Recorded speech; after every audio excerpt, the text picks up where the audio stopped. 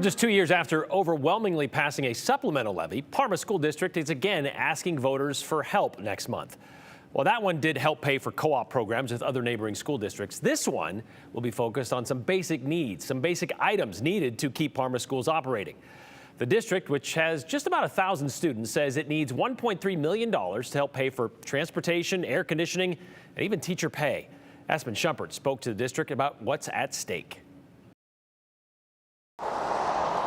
The Parma School District is asking voters to pass a supplemental levy in May. Anytime there's something put on out there as a levy for taxpayers, property tax, there's always a question is how is it going to impact me? Interim Superintendent Dale Lane says the proposed levy combines two previous funding mechanisms. First, a $400,000 supplemental levy expiring at the end of this year, and a $250,000 plant facility levy that expired last year. We're trying to combine those two and came up with $650,000. While the supplemental levy rate is increasing from $400,000 to $650,000 per year for 2 years, Lane says property owners may actually see a decrease in their tax rate. One bond will be paid off September of this year, so that bond will go off of property tax. And then with the state providing some of the school facilities funding that comes into the district, that helps offset property tax. It doesn't really mean more money to the district, but it does help property owners. The district anticipates a levy rate drop for homeowners from the current rate of $172 per $100,000 to about $161 per $100,000 if the levy passes. We're trying to let folks know that even with that drop, they should see a drop in their property tax, at least on the school side of things. The money would fund several critical needs, including failing HVAC systems at the middle school gymnasium. There's 2 large units. One of those is not working, can't get parts for it. The other one is the same age, so if it goes out, there's no heat in that building.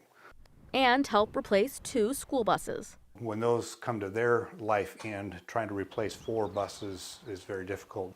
Buses now are $150,000 each, and they take a year to a year and a half once you order those.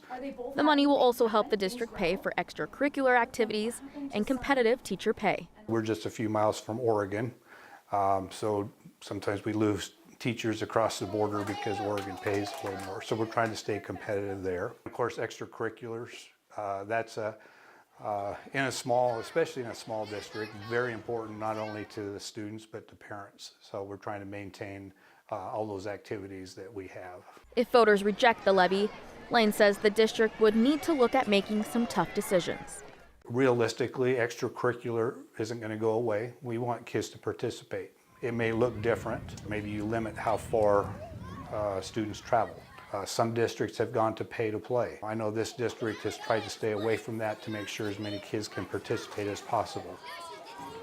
The levy will need a simple majority to pass, 50% plus 1, and voters will see this item on their May 20th ballot.